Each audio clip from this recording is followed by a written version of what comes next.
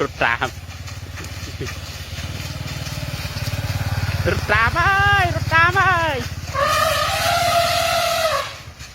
អឡូសូមជម្រាបសួរបងស៊ីថេងខ្ញុំឈ្មោះសៀវម៉ៃខពីខាងសារព័ត៌មានថ្មីទៅបងអូបាទចាបងខ្ញុំចង់សុំសួរបងពីការងារបងវិញម្ដងដោយសារខ្ញុំទើបតែឃើញវីដេអូបងចែកផ្លូវជាមួយនឹងលាក់គីបងបាទចាអញ្ចឹងហើយខ្ញុំចង់សូមអនុញ្ញាតសម្ភាសបងតកតងទៅនឹងដំណើរជាអ្នកធ្វើការមើលថែដំរីដូចជារយៈពេល30ឆ្នាំហើយដល់បង26ឆ្នាំនេះធ្វើដោយសារ95តាំងពីឆ្នាំ95រហូតដល់99ហ្នឹងខ្ញុំធ្វើការជាមួយសាក់ផ្សេងតែគាត់ដល់ពេលក្នុងឆ្នាំ99មកជាមួយនឹងលាក់គីហ្នឹងយើងបានធ្វើការជាមួយនឹងនៅជាមួយលាក់គីហ្នឹងបាទចាខ្ញុំឃើញដែរថាដូចជាដំបូងឡើយបងមើលសត្វស្លាបទេដែលហើយបានចូលដល់ខ្លានិងខ្លាឃ្មុំអីទៅមុនពេលមើលលាក់គីតើតើនឹងចំណុចចាប់ផ្ដើមរបស់បងតាំងពីឆ្នាំ1999មកខ្ញុំអាចសុំឲ្យបងជម្រាបលម្អិតបានទេថាពេលដែលបងចាប់ផ្ដើមមើលលាក់គីដំបូងឡើយហ្នឹងតើបងមានបទពិសោធន៍ទាក់ទងនឹងការមើលថែដំរីខ្លះទេបងនិយាយចំទៅការពីខ្ញុំធ្លាប់មានបទពិសោធន៍ជាមួយនឹងការមើលថែកូនសត្វជាមួយហេតុដែលខ្ញុំអាចចិញ្ចឹមដំរីនឹងរស់បានដោយសារតែកូនដំរីនឹងរស់បានដោយសារតែខ្ញុំធ្លាប់មានបទពិសោធន៍ជាមួយការចិញ្ចឹមកូនសត្វដូចជាប្រភេទសត្វរមាំងសត្វសន្សោងដែលខ្ញុំធ្លាប់ចិញ្ចឹមកូនទូចហើយដល់ពេលអញ្ចឹងហើយដល់ពេលលាក់គីមកដល់ហ្នឹងខ្ញុំធម្មតាយើងនៅហ្នឹងដល់ពេលយើងគេដឹកដំរីហ្នឹងដែលជួយសង្គ្រោះបានហ្នឹងយកមកដល់ខ្ញុំក៏បានបំបើគឺនិយាយហេវគឺក្លៀនពេលរឿងដូចជាងូតស្ងាត់ដូចជាមានអារម្មណ៍មួយដែលថាធម្មតាវាបែកពីម្ដាយក៏វាផងហើយយ៉ាងទៀតវាដាច់ទឹកដោះមកតាមផ្លូវតាមអីយើងផងមកដល់ខោតនៅហើយឆ្លៃបរិយាកាសផងខ្ញុំក៏បំបើវាបានតែម្ដងវាស្រឡាញ់ខ្ញុំមកចូលចិត្តខ្ញុំមកដើរតាមខ្ញុំគ្រប់ពេលទៅណាក៏ទៅតាមខ្ញុំដែររហូតដល់ថ្នាក់ខ្ញុំអញ្ចឹងដល់ពេលឃើញអញ្ចឹងខាងសុនស័ក្តិក៏បានផ្ដល់ទូនទីហ្នឹងឲ្យមកខ្ញុំជួយជាអ្នកថែរក្សាហ្នឹងកាលហ្នឹងនិយាយចំទៅអត់ទៅខ្ញុំអត់មានជំនាញអត់មានអីជាមួយនឹងដំរីទេតែខាងក្រោយមកទៀតក្នុងឆ្នាំ2000ខ្ញុំចាប់ផ្ដើមមានជនជាតិបរទេសម្នាក់ឈ្មោះលោកកាវ៉ាន់គាត់បានជួយហាត់បង្រៀនខ្ញុំតទៅនឹងការបង្រៀនសត្វដំរីការមើលថែដំរីហើយការបង្រៀនដំរីដោយបច្ចេកទេសហើយក្នុងឆ្នាំបន្តមកបានខ្ញុំធ្វើការជាមួយនឹងអង្គការសម្ព័ន្ធសត្វព្រៃហើយបានលោកនិចគឺជាអ្នកគ្រប់គ្រងគាត់គឺជាអ្នកផ្គត់ផ្គង់រាល់មានបញ្ហាអីទាំងអស់គ្រប់បែបគ្រប់យ៉ាងទាំងបានបញ្ជូនខ្ញុំទៅសិក្សាទាក់ទងជាមួយនឹងការ training elephant ទាក់ទងជាមួយនឹងជំងឺផ្សេង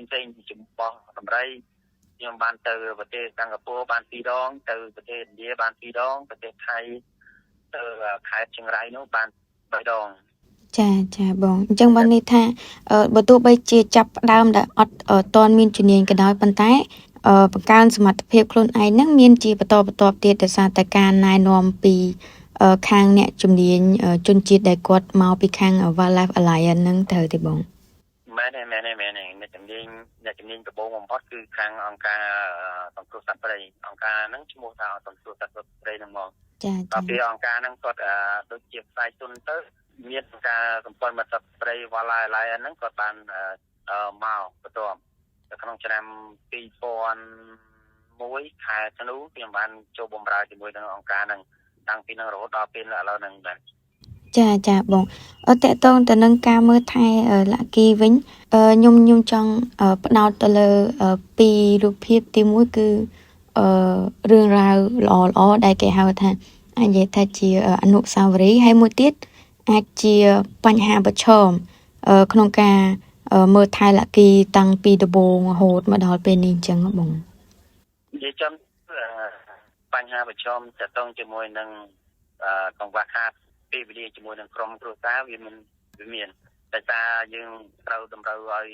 នៅជាមួយនឹងតម្រៃតែថានិយាយចំទៅបើសិនជាខ្ញុំអត់នៅវាយំវាតែ បើសិនជាខ្ញុំឆ្លៀតឱកាសមកម៉ោង2ម៉ោងមកជួបក្រុមគ្រួសារអញ្ចឹងទៅខ្ញុំផ្ញើគេមកទទួលហ្នឹងគឺវាស្រេចយំហើយអ្នកនៅថៃរតាហ្នឹងតែចំនួនខ្ញុំ1ម៉ោង2ម៉ោងហ្នឹងគាត់តែងតែព្យាយាមតាក់ទងទៅខ្ញុំឲ្យជួយមកលឿនឡើងអញ្ចឹងណាហើយអ្វីដែលភាពនឿយហត់របស់ខ្ញុំគេថាដូចអត់មានអីត្រូវនឿយហត់ទេព្រោះនេះជាទឹកចិត្តនិងជាកម្លាំងចិត្តដែលខ្ញុំធ្វើខ្ញុំស្រឡាញ់វាខ្ញុំចូលចិត្តវាអញ្ចឹងខ្ញុំអត់មានអីត្រូវការនឿយហត់ទេហើយខ្ញុំគាត់តែចង់ប្រាប់ថាក្នុងរយៈពេលដែលការមើលថែរបស់វាហ្នឹងវាជឿមានអនុស្សាវរីយ៍ច្រើនព្រោះកាលសម័យហ្នឹងអាណត្តិណាទីបំផុតត្រង់ថាបើទឹកដោះហ្នឹងគឺយើងអត់មានទឹកដោះទឹកពូណាច្រើនដូចសម័យឥឡូវទេសម័យហ្នឹងយើងគ្នាប្រើបានតែមួយថ្ងៃមួយកំប៉ុងទេហើយមួយថ្ងៃមួយកំប៉ុងយើងលាយជាមួយនឹងបបហ្នឹងយើងមានលាយជាមួយនឹងប្រត់ក្តែកយើងលាយជាមួយនឹងទឹកដោះគោកំប៉ុងដែរដាក់ចូលក្នុងលាយគ្នាហ្នឹងហើយក្នុងមួយថ្ងៃបោអស់50-60លីត្រអាហ្នឹងពេលដែលវារីងទ្រើតិចហើយនឹងវាបោដល់ថ្នាក់ហ្នឹងហើយការបំបៅហើយការចម្អិនអាហារឲ្យវាហ្នឹងតែហ្នឹងគឺយើងប្រើចក្រានធម្មតាចក្រានអុំហើយបើចំខែភាសាវិញបាច់ទៅពេលបាក់មកហើយជួនកាលម៉ោង12ម៉ោង1អីអត់តឆ្អិនក៏មានដែរតាំងពីព្រឹកព្រលឹមរហូតដល់ម៉ោងហ្នឹងបាទចាហើយយើងមានអនុស្សាវរីយ៍ច្រើនដោយសារតម្រៃនេះចូលចិត្តខ្ញុំឆ្លាញ់ខ្ញុំត្រង់ថានៅពេលដែលអត់ខ្ញុំអត់បានពេលបើសិនកាលនៅតូចវិញខ្ញុំពេលខ្ញុំលប់ទឹកការលប់ទឹកវាបាត់ខ្ញុំវាស្រែកជុំដែរហើយហែលខ្វល់ខ្វាយទៅរហើយមួយទៀតបើខ្ញុំរត់វារត់តាមបើខ្ញុំដើរវាដើរបើពេលបើថាខ្ញុំអង្គុយរៀងងក់វាងក់ដេកនៅក្បែរនឹងដែរចាហើយបាទហើយចំណុចសំខាន់បំផុតត្រង់ថា Lucky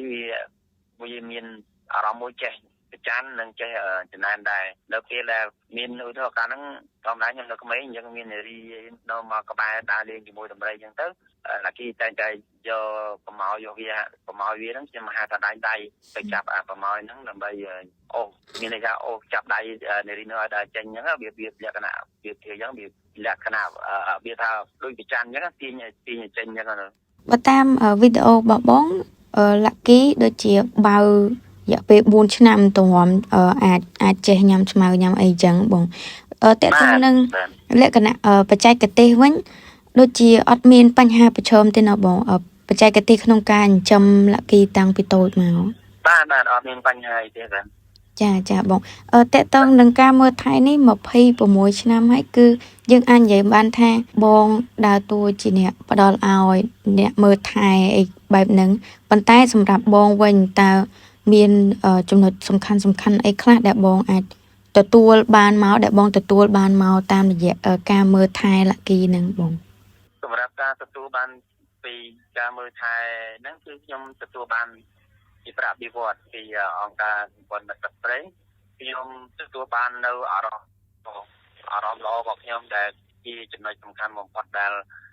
ដោយបងវឌ្ឍនារបស់ខ្ញុំអាចមានឱកាសនៅជាមួយស្តាប់នៅជាមួយសត្វព្រៃគ្រប់ប្រភេទហើយជាពិសេសគឺរួមបាននៅជាមួយនឹងសត្វដែលខ្ញុំធ្លាប់ចិញ្ចឹមតាំងពីនឹងមកនោះគឺជាអារម្មណ៍អានោះគឺជាចំណុចល្អដែលខ្ញុំចង់បានហើយចាបាទតើតើតើការមើលថែវិញតើការមើលថែ Lucky ហ្នឹងខុសពីការមើលថែសត្វផ្សេងទៀតមុនពេលដែល Lucky ចូលមកដល់ទេបងខុសគ្នាត្រង់ថាសត្វផ្សេងទៀតយើងបំបើហើយយើងដើរចេញដើរទៅណាអត់ទៅជាមានអត់បញ្ហាតែសម្រាប់ដំរី Lucky ជាកូនដំរីដែលយកយើងធ្វើជាម្ដាយយកយើងធ្វើជាភាពកក់ក្ដៅអញ្ចឹងយើងអត់អាចទៅណាបានបើសិនពេលយប់វាដេកយើងចង់ឲ្យវាបានដេកស្រួលបួលតើតែយើងចង់រឹងដេកនៅក្បែរវាដែរបាទហើយនិយាយចំទៅវាខុសពីសត្វផ្សេងយើងបំបើយើងឲ្យស៊ីហើយគឺចប់អត់បញ្ហាទេយើងគាត់តែនៅព្យាយាមតាមចង់ដឹងថាវាបើអត់វាស៊ីអត់ជូអាចបាច់អីមិនទៅប៉ុណ្ណឹងបានហើយតែសម្រាប់ Lucky យើងត្រូវតាមដានទាំងអស់ហើយយើងត្រូវគេងឬក៏ដើរលេងជាមួយគ្នារហូតអត់និយាយចំនៅជាមួយគ្នា24ម៉ោងសូម្បីតែពេលដេកចាបងប៉ុន្តែវាមានភាពខុសគ្នាទេរវាងមើល Lucky ហើយនិងមើលដំរីផ្សេងទៀតបងខ្ញុំចង់បង្ហាញចំណុចទាំងមួយដែរព្រោះដោយសារវាអត់មានអីខុសគ្នាទេព្រោះដោយសារប្រភេទកូនដំរីពេលដែលអត់ម្ដាយហើយគឺត្រូវការអ្នកថែរក្សាហ្នឹងគឺចាំបាច់បើអត់អ្នកថែរក្សាហ្នឹងអត់ ច្បាស់លាស់អត់នៅក្បែរញឹកញាប់វាបណ្ដាលឲ្យទីមួយវាអាចមានការភ័យខ្លាចច្រើនអាហ្នឹងសម្រាប់សត្វមានតែមួយបើមិនជាសត្វហ្នឹងវាមានប្រភេទកូនដំរីផ្សេងទៀតអាចរស់នៅជាមួយគ្នាបានវាមានភាពកក់ក្ដៅជាមួយគ្នាវានឹងដែរអញ្ចឹងវាអត់ចាំបាច់អីមានមកនៅ24ម៉ោងក៏អត់ខ្វល់ដែរអត់ទៅចេញជាបញ្ហាដែរប៉ុន្តែសម្រាប់សត្វដែលអត់មានម្ដាយហើយមានតែឯងវាត្រូវការភាពកក់ក្ដៅពីមនុស្សអញ្ចឹងអ្នកថែរក្សាដាច់ខាតគឺត្រូវតែនៅជាមួយគ្រប់ពេលចាបងបើសិនជាយើងប្រៀបធៀបទៅអាចនិយាយថាពេលលាក់គីចូលភ្នំតាម៉ៅហ្នឹងរៀងអត់សូវមានគ្នាប៉ុន្តែដល់ឡែកលំផាត់អាចនឹងមានដំណើរផ្សេងទៀតដែរអញ្ចឹងបើប្រៀបធៀបទៅលំផាត់គាត់អាចនឹងស្និទ្ធជាមួយនឹងដំរីផ្សេងទៀតជាជាងស្និទ្ធជាមួយចាណានិយាយទៅកាលពីលាក់គីមកគឺមានតែវាម្ដាយហ្នឹងតែអញ្ចឹងវាអត់មានដៃគូអត់មានអីសោះយកយើងធ្វើជាដៃគូយកយើងធ្វើជាឪពុកយកយើងធ្វើជាម្ដាយបានមានអាចរស់បានរហូតដល់ពេលនេះហើយបើសិនជាយើងទុកវាចោលទីមួយអារម្មណ៍វាមានភ័យខ្លាចហើយសត្វប្រភេទសត្វដំរីនេះកាលណាវាមានភ័យខ្លាចវារីអាចនឹងឈឺហើយនឹងស្លាប់បានអូចាអញ្ចឹងកន្លែងបញ្ហាផ្លូវចិត្តហ្នឹងវាតកតងទៅដល់សុខភាពខាងរាងកាយដែរចាតកតងទៅនឹងការងារបងនៅភ្នំតាម៉ៅហ្នឹងឆ្នាំបន្តមកទៀតដំរីមានដំរីផ្សេងទៀតហ្នឹងចូលមកដែរហើយក៏មានអ្នកមើលថែផ្សេងទៀតដែរនៅក្នុងករណីហ្នឹងតើបងថាមានឱកាសបង្ហាត់បង្រៀនអ្នកផ្សេងទៀតទេដើម្បីមើលដំរីផ្សេងអញ្ចឹងបងបាទនិយាយចំខ្ញុំបង្ហាត់បង្រៀនខាងក្រុមខ្ញុំទាំងអស់ហ្នឹងគឺខ្ញុំបង្ហាត់ទាំងពីការបង្ហាត់ training របស់ដំរីខ្ញុំបង្ហាត់តាំងពីឲ្យយល់ពីអារម្មណ៍របស់ដំរីខ្ញុំបង្ហាត់តាំងពីការផ្ដល់ចំណីរបៀបយ៉ាងម៉េចហើយខ្ញុំក៏បានបង្វឹកមនុស្សម្នាក់ឲ្យស្គាល់ឲ្យចេះប្រើហើយឲ្យចេះឲ្យលាក់គីស្គាល់ម្នាក់ហ្នឹងវិញដើម្បីជាការជំនួសដៃនៅពេលដែលខ្ញុំអត់នៅជំនួសអីហ្នឹងធ្វើបានព្រោះខ្ញុំរៀនប្រាប់គាត់ហ្នឹងរយៈពេល10ឆ្នាំហើយចាអញ្ចឹងនៅក្នុងសួនសត្វភ្នំតាម៉ៅហ្នឹងតែម្ដងបងអាចប្រាប់ពីចំនួនថាអ្នកដែលគាត់មានជំនាញមើលថែដំរីបានហ្មងមានប្រមាណអ្នកដែរទៅបងនៅកន្លែងយើងឥឡូវគាត់ចាប់ដើមពោះរយៈពេលដែលគាត់មើលដំរីយូរដែរយើងគាត់មានបបតតនិងមានចេះបានច្រើនហើយជាង10ឆ្នាំដែរយើងគាត់អាចមានឱកាសមានបបតតច្រើនដែរដូចជាមើលឥឡូវយើងមាន4យើងមាន2នាក់យើងមានតែ2នាក់ដែលមានជំនាញហើយនិងមានបបតតខ្ពស់ជាងអ្នកដទៃតកតងទៅនឹងកន្លែងអ្នកមើលថែលាក់គីវិញអស់ពីបងទៅតើមានអ្នកជំនួសទៅបងហើយតំណែងរបស់គាត់ហើយនឹងលាក់គីនឹងយ៉ាងម៉េចដែរបងអត់អីតំណែងរបស់ពួកដូចខ្ញុំប្រាប់មុនអញ្ចឹងព្រោះខ្ញុំបានរៀបចំមនុស្សម្នាក់ដែលឲ្យលាក់គីហើយនឹងម្នាក់ហ្នឹងស្គាល់គ្នាឲ្យចេះដើរជាមួយគ្នាមុនដំបូងផុតគឺខ្ញុំធ្វើរបៀបលក្ខណៈឲ្យដើរជាមួយខ្ញុំគ្រប់ពេលជាមួយគ្នាអញ្ចឹងលាក់គីត្រូវតែអាចស្គាល់គាត់ដែរហើយប៉ុន្តែនៅក្នុងចិត្តបងវិញតើបងមានក្តីបារម្ភបែបណាដែរបងនៅពេលដែលបងចាក់ចេញអញ្ចឹងខ្ញុំនៅតែមានអារម្មណ៍មួយក្តុកក្តួលនៅពេលដែលឃើញនៅពេលដែលឃើញដំរីពេលដែលលឺសូនទឹកម៉ូតូខ្ញុំស្រែកជុំពេលដែលឃើញខ្ញុំរត់តាមហើយខ្ញុំបារម្ភទាំងថានៅពេលដែលអត់ខ្ញុំខ្លាចបំផុតត្រង់ថាការអារម្មណ៍របស់លាក់គីវាមានអារម្មណ៍ខ្លាចអីយ៉ាងម៉េចធ្វើឲ្យលាក់គីនឹងមិនអាចចេញទៅខាងក្រៅបានរស់នៅតែក្នុងទ្រុងអញ្ចឹងណាខ្ញុំបារម្ភបំផុតត្រង់ហ្នឹងឯងប៉ុន្តែបើទោះបីជាបងឈប់ធ្វើការនៅក្នុងនឹងក៏ដោយប៉ុន្តែតើថ្ងៃអនាគតទៅបងអាចនឹងមានតំណែងជាមួយនឹងលាក់គីវិញទេបងដើម្បីតាមដានការរស់នៅអីចឹងបងខ្ញុំនឹងចុះទៅនឹងរាល់ខែបាទខ្ញុំចុះទៅរាល់ខែក្នុងមួយខែខ្ញុំយ៉ាងតិចណាស់ក៏ឲ្យបានម្ដងដែរដើម្បីឲ្យបានទៅជួបជាមួយលាក់គីបាទ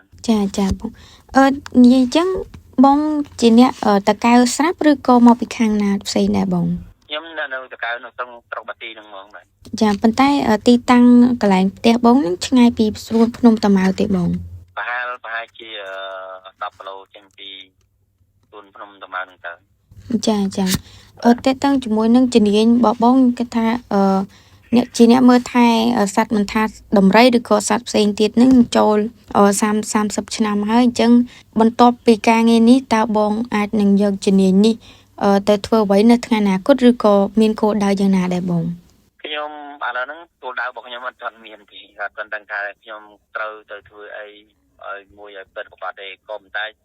បើចំណងនៅចិត្តរបស់ខ្ញុំប្រាប់ខ្ញុំហ្មងគឺមានតែសត្វព្រៃនិងការពារធនធានធម្មជាតិហ្នឹងឯងបាទចាបងមួយវិញទៀតដែរបងតេតើទៅនឹងការបដិបដាលអ្នកមើលថែសត្វមិនថាសត្វឬក៏មិនថាសត្វផ្សេងឬក៏សត្វដំរីតើបងយល់ឃើញថាអ្នកជំនាន់ក្រោយឬក៏យុវជនជំនាន់ក្រោយនេះគឺគាត់មានចំណាប់អារម្មណ៍ខ្លាំងទេទៅលើការថែទាំសត្វហ្នឹងបងអាហ្នឹងទីកង់ទៅលើបេះដូងខ្ញុំនិយាយចឹងបងទៅព្រោះដោយសារបើសិនជាគាត់មានអារម្មណ៍មួយគិតថាចង់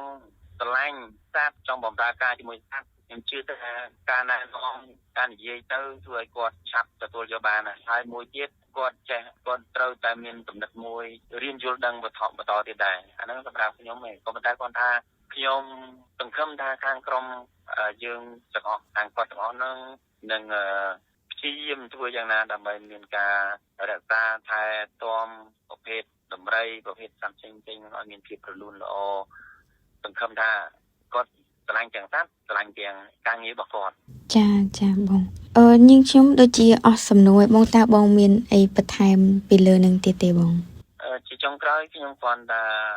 ចង់និយាយថាសូមឲ្យបងប្អូនទាំងគ្នាកុំរំសម្រាប់ Lucky ព្រោះដោយសារទោះបីយ៉ាងណាក៏ខ្ញុំនឹងទៅជួប Lucky ជារៀងរាល់ខែដែរចាបងបាទចាអញ្ចឹងសូមអរគុណច្រើនបងសម្រាប់ពេលវេលារបស់បងដើម្បីបកស្រាយលម្អិតពីដំណើររបស់បងក្នុងការមើលថែសត្វដំរីណាបើសិនជាមានអីបន្ថែមទៀតខ្ញុំអាចសូមអនុញ្ញាតសូមសួរបងបន្ថែមអញ្ចឹងបងចាបាទចាសូមអរគុណច្រើនបងបាទ